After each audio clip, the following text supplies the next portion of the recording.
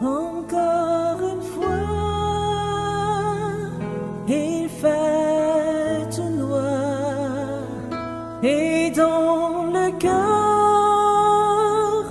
plus de soleil. Je ne peux plus le supporter. Oh, combien mais on me manque. J'ai prié Dieu dans ma tristesse et je lui ai ouvert mon cœur. J'ai senti quelqu'un me toucher. C'était Jésus qui me disait encore un petit peu, juste un petit peu, parce que je viendrai te chercher.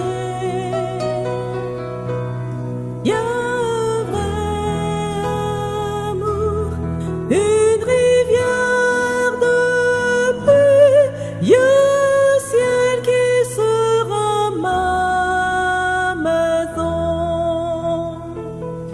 Une fois de plus, elle apparaît, ma foi rayonne, tel le soleil, et quand je pense abandonner, Jésus m'appelle et redit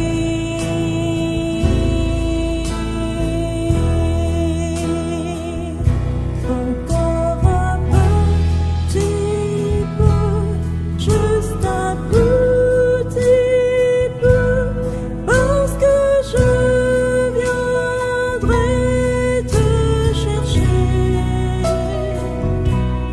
Y a un vrai amour, une rivière de paix, y a un ciel qui sera ma maison. Encore un petit peu, juste un petit peu, parce que je viendrai te chercher. Y a un vrai amour, une rivière de paix.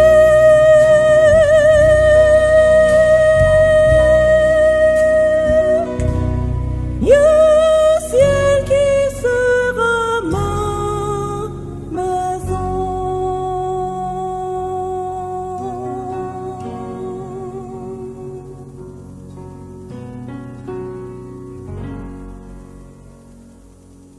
Bienvenue à notre premier message. Toute la vérité dans un seul livre. Le message de Dieu aujourd'hui, la vérité présente.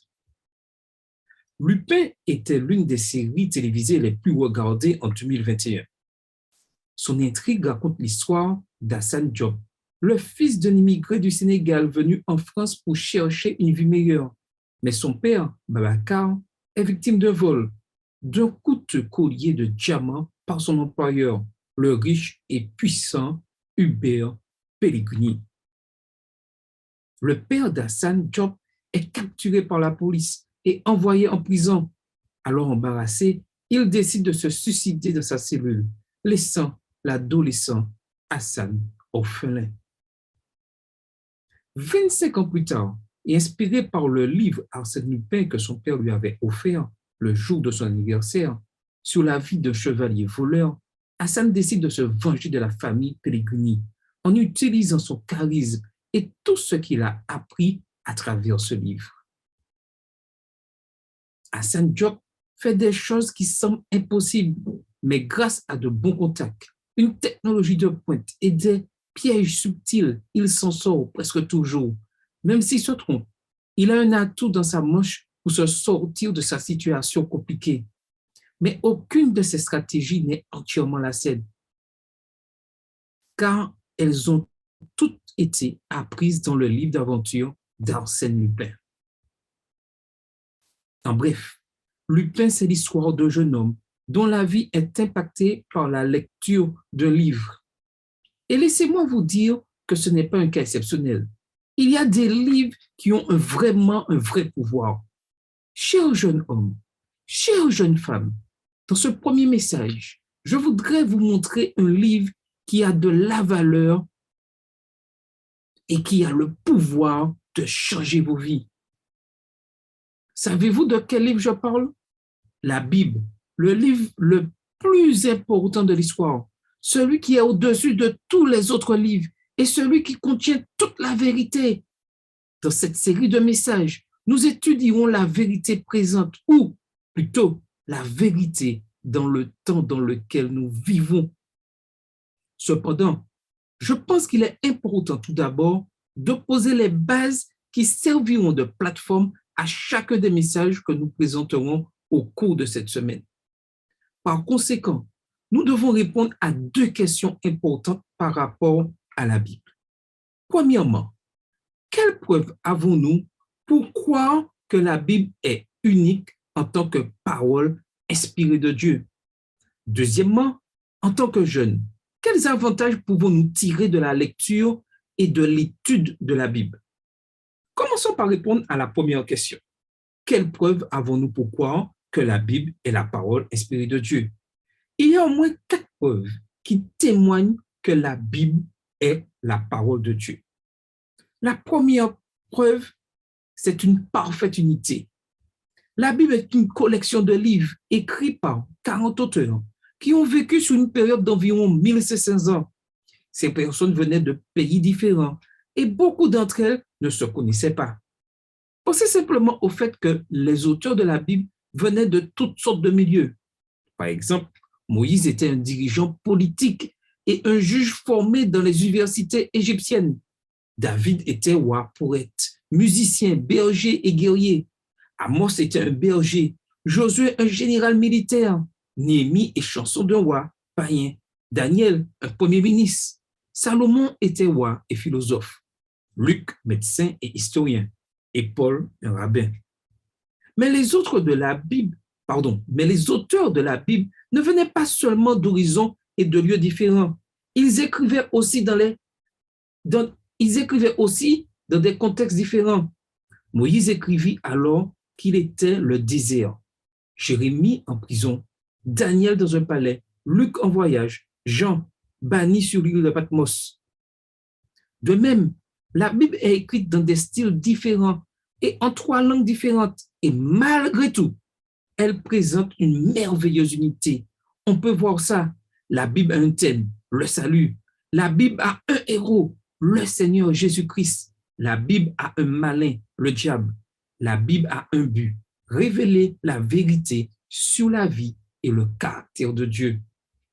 La Bible a été le livre le plus haï, persécuté et attaqué de l'histoire. Aucun autre livre n'a reçu plus d'attaques que la Bible. Il a été attaqué par des empereurs, des philosophes, des scientifiques et même par des croyants eux-mêmes. Et comme nous pouvons le voir aujourd'hui, malgré toutes les attaques, la Bible demeure. La Bible demeure. Laisse-moi te donner un exemple. Le célèbre incroyant français Voltaire, décédé en 1778, a déclaré que 100 ans après sa mort, le christianisme et sa Bible disparaîtraient. Et que pensez-vous qu'il s'est passé? À peine 50 ans, oui, 50 ans après sa mort, sa presse et sa maison à Genève étaient utilisées pour produire des piles de Bibles. Beaucoup de Bibles. Les ennemis de la Bible vont et viennent, mais la Bible reste. Jésus avait raison lorsqu'il a dit, le ciel et la terre disparaîtront, mais mes paroles ne disparaîtront pas. Et nous voyons cela dans Marc 13, verset 31. On dit que l'archéologue et historien anglais William Mitchell Ramsay, 1851-1939, athée et fils d'athée, a tenté de prouver que la Bible n'était pas un document digne de confiance et que toutes les affirmations historiques qu'elle a faites étaient fausses. Il s'est donc tourné vers les deux livres de Luc, l'Évangile et les Actes des Apôtres, car dans ces livres de la Bible sont mentionnés de nombreux lieux, noms propres et dates, qui peuvent être facilement corroborés ou démentis par des sources historiques profanes. Pour atteindre son objectif, Ramsay a personnellement parcouru les terres bibliques et s'est consacré à la recherche pendant 25 ans. Il était surprenant pour lui de voir, à travers des fouilles archéologiques, que 32 pays, 54 villes et 9 îles mentionnées par Luc dans son deuxième livre étaient des lieux, oui, des lieux bien réels. Au lieu de prouver que la Bible est fausse, Ramsay a trouvé des dizaines de preuves fiables qui ont confirmé sa véracité historique. Le monde a été étonné lorsque William Ramsay s'est converti au christianisme. Et de plus, il est devenu un grand défenseur de la vérité biblique. Jeunes gens, chers jeunes, la Bible n'est pas une fiction, c'est une réalité, oui, je te le dis en ce matin, c'est une réalité historique. Une preuve supplémentaire attestant que la Bible est la parole inspirée de Dieu consiste en l'accomplissement, oui, en l'accomplissement exact de ces prophéties.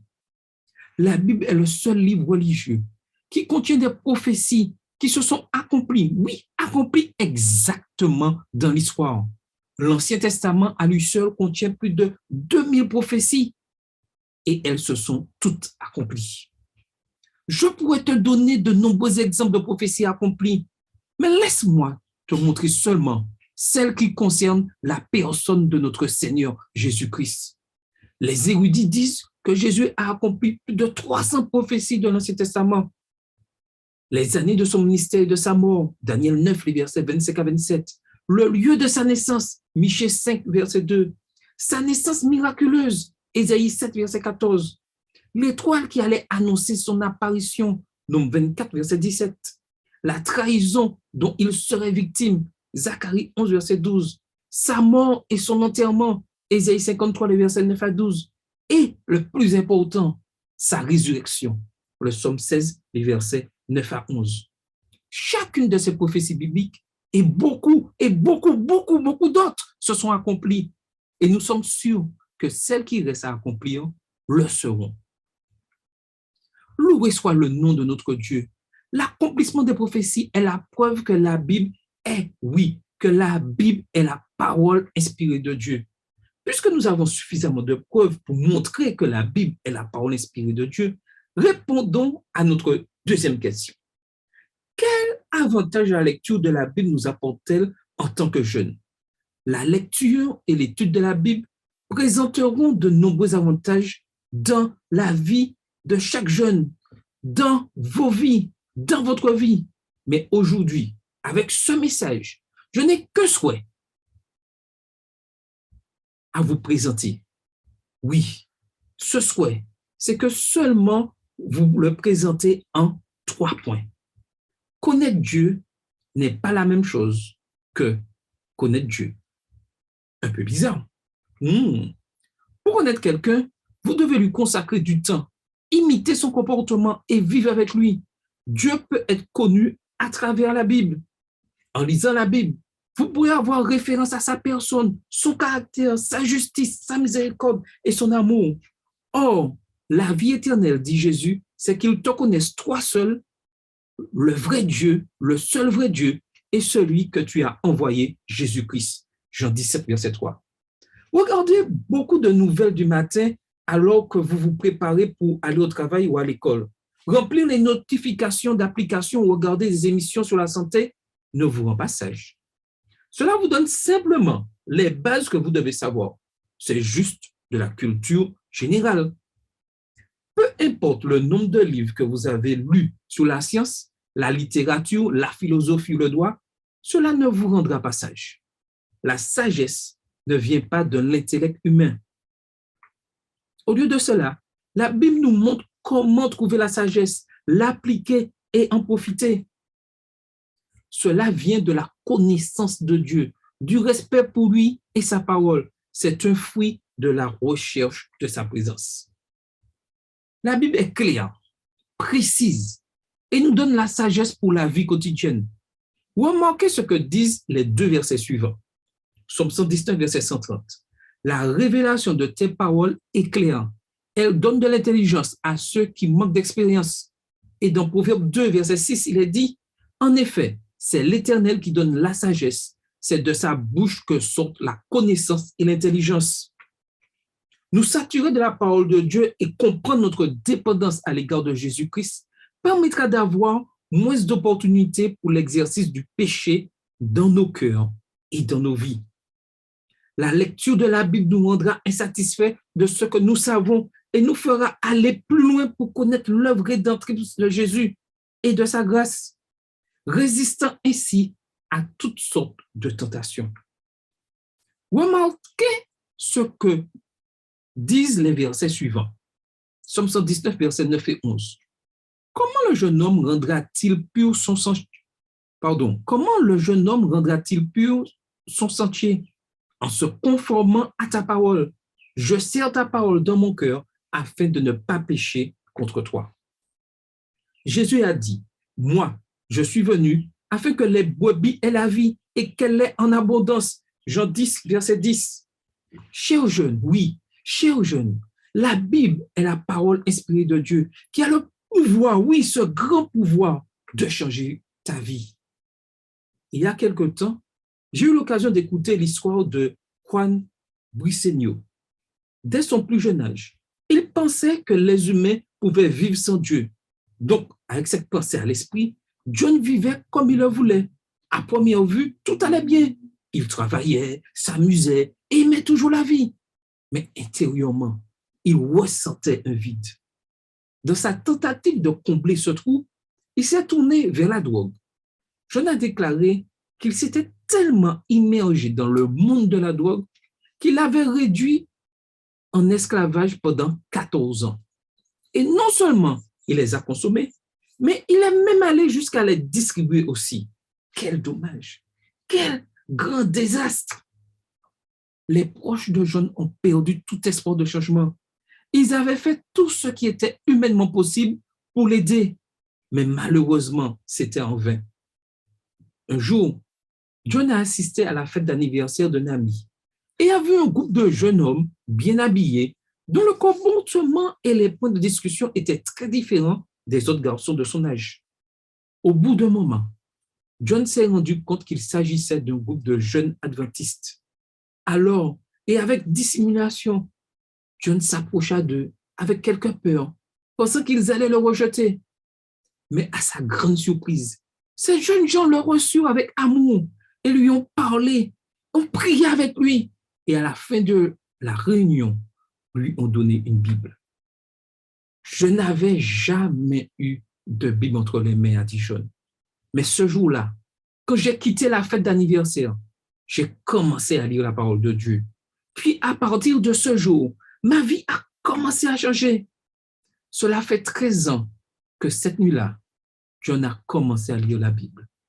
Aujourd'hui, John n'est pas un homme lié à la drogue, mais il est un homme libre qui vit heureux avec sa femme et ses enfants. La parole de Dieu, oui, la parole de Dieu accomplit le miracle dans sa vie et l'a transformé. Loué soit le nom du Seigneur. Cher jeune, oui, je t'invite à étudier ta Bible quotidiennement. Réserve un moment régulier dans la journée pour entendre la voix de Dieu. Je t'assure que si tu le fais, si tu prends cette habitude, ta vie ne sera vraiment, oui, ta vie ne sera jamais la même. Et s'il te plaît, oui, n'oublie jamais que toute l'écriture est inspirée de Dieu et utile pour enseigner, pour convaincre, pour corriger, pour instruire dans la justice, afin que l'homme de Dieu soit formé et équipé pour toute œuvre. Et tu trouves cela dans 2 Timothée 3, les versets 16 et 17. Et je voudrais te laisser avec ces 5 questions de réflexion. Quelles preuves avons-nous qui attestent que la Bible est la parole inspirée de Dieu? Combien de prophéties notre Seigneur Jésus-Christ a-t-il accompli dans sa vie et son ministère? Qu'est-ce que William Mitchell Ramsey a découvert concernant l'exactitude historique de la Bible? Quels avantages tirons-nous en tant que jeunes de la lecture et de l'étude de la Bible? Que nous enseigne 2 Timothée 3, versets 16 et 17? Oui, le Seigneur souhaite que tu étudies la Bible. Étudie-la sans cesse. Amen. Que le Seigneur vous bénisse.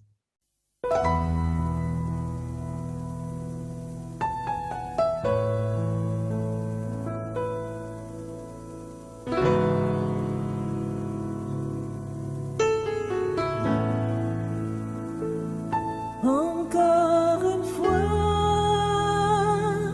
il fait tout noir et dans le cœur,